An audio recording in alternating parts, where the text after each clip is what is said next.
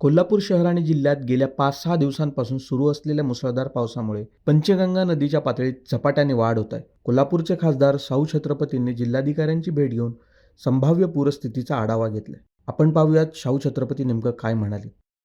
महाराज, आपण आज कलेक्टरांसोबत बैठक केलेली आहे. काय कोल्हापूर जिल्ह्यातल्या पावसाची परिस्थिती आहे, पूर येण्याची भीती आहे का, काय माहिती दिली आपल्याला? शासनाने सगळे प्रिकॉशन्स घेतलेत असं त्यांचं म्हणणं आहे.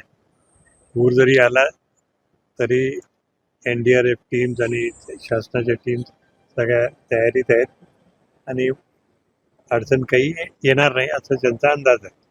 कारण अजून पातळी कमी आहे, अजून डेंजर पातळीनं जरा अजून पुष्कळ वेळ आहे. धरणं खरं तर अजूनही भरलेली नाहीत कोल्हापूर जिल्ह्यातली, तर त्याचा नियोजन धरणं कसं? एवढ्या लवकर भरतच नाही. सगळ्यात लवकर भरतंय म्हणजे आपलं साधारण धरण 23 जुलै अखेरला भरण्याची अपेक्षा असते किंवा ऑगस्टच्या सुरुवातीला. बाकीचे त्याच्यानंतरच भरतात. म्हणून अजून त्या क्षेत्रामध्ये, धरणांच्या क्षेत्रामध्ये पाऊस किती जरी झाला तरी आज अजून सोसेट. जर पूर परिस्थिती निर्माण झाली तर काय आपण या ठिकाणी सूचना केलेल्या आहेत स्थलांतरणाच्या किंवा जनावरांच्या संदर्भातल्या, त्यांच्या चाराच्या संदर्भात? स्थलांतराच्या सूचना त्यांनी केलेल्याच आहेत असं आत्ताच सांगितले आम्हाला. म्हणजे एक एक व्यक्ती कुठला व्यक्ती कुठल्या ठिकाणी जाऊन राहणार त्याची सुद्धा त्यांनी तयारी केली आहे. तयारी तरी सांगण्याप्रमाणे चांगली आहे. तर जास्त काळजी जरी घेतली पण घाबरण्यासारखं काही नाही.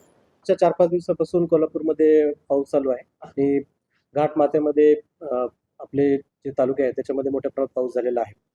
तर त्या अनुषंगाने आतापर्यंत जून आणि जुलैचा विचार करता आपल्याकडे 64% पाऊस पडलेला आहे आणि त्या अनुषंगाने आपल्याकडे राजाराम बंधारा याची आज रोजीची 5 वाजताची पातळी जी आहे ती 33 फूट 10 इंचाची आहे आणि राजाराम बंधाऱ्याची इशारा पातळी ही 39 फुटाची आहे आणि धोका पातळी ही जवळपास 43 फुटाची आहे. तर ऑरेंज अलर्टचा विचार करता आणि कॅचमेंट एरियामध्ये होणाऱ्या पावसाचा आणि त्याचा डिस्चार्ज जो चालू नदीमध्ये, या सगळ्याचा विचार करता आपण पूर्ण प्रशासन हे अलर्ट मोडवर आहे. जेव्हा इशारा पातळी प्राप्त व्हायच्या अगोदरच आम्ही सगळ्या यंत्रणेला सूचना दिलेल्या आहेत की आपण जर शिफ्ट करायची गरज पडली तर त्याची काय सुविधा केली पाहिजे, काय व्यवस्था केली, याची सगळ्याची तयारी झालेली आहे. आज रोजी पंचगंगेचं पाणी शहर एरियामध्ये नदी पात्राच्या बाहेर आलेलं आहे, परंतु कोणत्याही रहिवासी भागामध्ये अफेक्ट झालेला नाही किंवा कुणालाही आपल्याला शिफ्ट करायची आज गरज पडलेली नाही. पूर्ण प्रशासन अलर्ट असून त्यासाठी पूर्ण खबरदारीने आम्ही तयारी आहोत. सोबतच आज रोजी आपल्याकडे जवळपास 45 बंधारे पाण्याखाली गेले आहेत आणि आपले काही स्टेट हायवे आणि इतर जिल्हा मार्ग अफेक्टेड जरी झाले असले तरी आपण त्याच्यासाठी पर्यायी व्यवस्था ठेवलेली आहे. तिथून वाहतूक सुरळीत पद्धतीने चाललेली आहे.